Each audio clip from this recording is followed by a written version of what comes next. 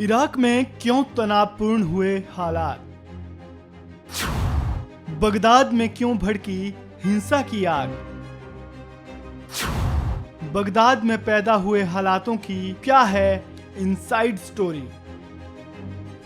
Iraq की राजधानी Baghdad में हालात तनावपूर्ण है। हिंसा की आग धधक चुकी है।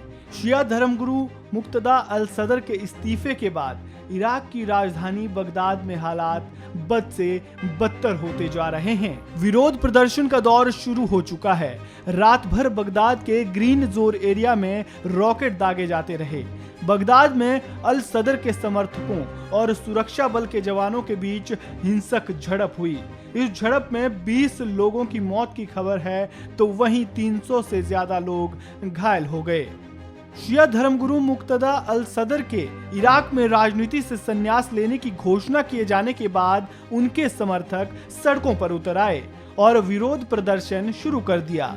इसी दौरान ईरान समर्थक संगठनों ने भी हमला बोल दिया, जिसके बाद प्रदर्शनकारी हिंसक हो उठे। तनावपूर्ण माहौल को देखते हुए पूरे इराक में कर्फ्यू लगाना पड़ा है और पूरे शहर के चप्पे चप्पे पर सेना तैनात कर दी गई है। बगदाद में हालात इस कदर बिगड़ गए हैं कि राष्ट्रपति आवास और सरकारी भवनों पर भी रॉकेट दागे गए। वहीं अमेरिकी एम्बेसी के पास भी इराकी कलयूसा रॉकेट दागे गए। प्रदर्शनकारी बगदाद में राष्ट्रपति भवन में घुस आए। बगदाद में लगातार धमाकों की आवाजें आ रही है। एक रॉकेट अमेरिका एम्बेसी के पास गिरने की खबर है।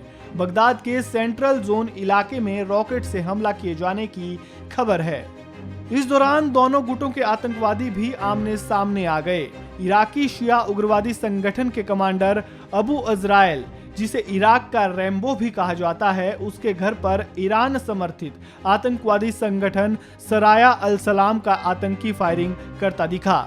वहीं अल सदर समर्थित उग्रवादी गुट सराया अल सलाम ने ईरान समर्थित शिया उग्रवादी गुट अल हक के बगदाद और बसरा मुख्यालय को भी फूंक दिया, जिसके बाद वहां से आग की ऊंची ऊंची लपटें उठती दिखी। इराक में बगदाद शहर हिंसा की चपेट में आ गया है। सड़कों पर रात भर बख्तरबंद गाड़ियों पर तैनात जवान गश्त करते दिखे। मुक्तदा अल सदर के समर्थक भी पीछे नहीं हटे। पहले प्रदर्शनकारियों ने पूरे शहर को अपने कब्जे में ले लिया था और जगह जगह आगजनी शुरू कर दी थी। रास्ते जाम कर वहां की संसद को भंग करने की मांग करने लगे थे। वहीं अल सदर के कुछ समर्थक राष्ट्रपति भवन के अंदर बने स्विमिंग पूल में मस्ती करते हुए नजर आए। इराक सरकार में गतिरोध तब से आया जब धर्मगुरु मुक्तदा अल सदर की पार्टी ने अक्टूबर में संसदीय चुनावों में सबसे अधिक सीटें जीती थी, लेकिन वह बहुमत तक नहीं पहुंच पाए थे। उन्होंने आम सहमति वाली सरकार बनाने के लिए ईरान समर्थित शिया प्रतिद्वंदियों के साथ बातचीत करने से इनकार कर दिया था। अल सदर के समर्थक जुलाई में प्रतिद्वंदियों को सरकार बनाने से रोकने के लिए संसद में घुस गए और 4 सप्ताह से अधिक समय से धरने पर बैठे हैं। उनके गुट ने संसद से भी इस्तीफा दे दिया है। इस खबर में फिलहाल इतना ही। ताजा अपडेट्स के लिए बने रहें वन इंडिया हिंदी के साथ।